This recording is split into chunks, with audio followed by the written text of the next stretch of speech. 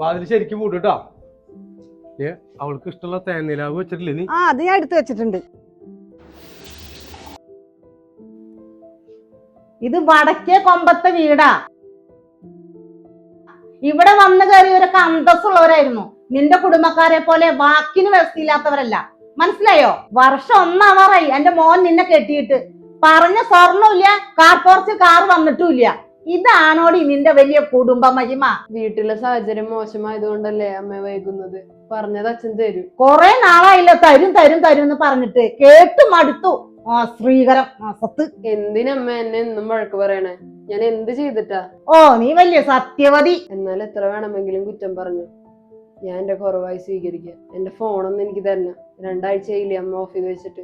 എനിക്ക് രാജീവിനൊന്ന് വിളിക്കണം. സൊള്ളാനായിരിക്കും. അവനെ കാശ് ചെലവാക്കി പഠിപ്പിച്ചത് ഞാനാ. അവൻ അവിടെ വിദേശത്തെ വേർപ്പൊഴുക്കി പണിയെടുക്കുന്നതേ ഞങ്ങൾക്ക് വേണ്ടിയാ.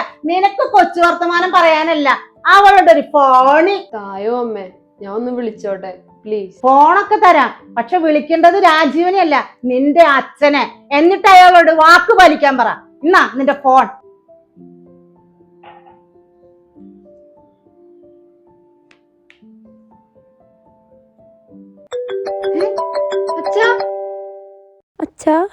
മോളെ, അമ്മ പിടിക്കുന്നത് ലൈവ് വീഡിയോ ആണ്. കൊമ്പത്തെ തള്ളയുടെ സ്ത്രീധന പീഡനം നാട്ടുകാരും ഈ ലോകം മുഴുവൻ അറിയട്ടെ. കുടുംബത്ത് വന്നിട്ട് തോന്നിയാസം കാണിക്കരുത്. അവളുടെ ഒരു ലൈവ്. ഞാൻ റിട്ടയർഡ് ഐജിയാണ്, നന്നായിട്ട് ഓർത്തോ. ഇതറിയുന്നത് കൊണ്ട് തന്നെയാണ് ഈ സാഹസത്തിന് മുതിർന്നത്. അറിയേണ്ടവരറിയട്ടെ. തെളിവ് സഹിതം റിട്ടയർഡ് ഐജിയുടെ ഒരു സ്ത്രീധന പീഡനം. പ്ലീസ് വീഡിയോ ഡിലീറ്റ് ചെയ്യണം. ലൈവ് വീഡിയോ ഡിലീറ്റ് ചെയ്യേ. അത് എത്തേണ്ടവരിൽ എത്തിക്കഴിഞ്ഞു. എന്നാ മോളെ, എന്റെ മോൾക്ക് ഇഷ്ടമുള്ള തേനിലാവ്. കൊമ്പത്തെ ഐജിക്ക് ഇനി ഗോതമ്പുണ്ട തിന്നാം.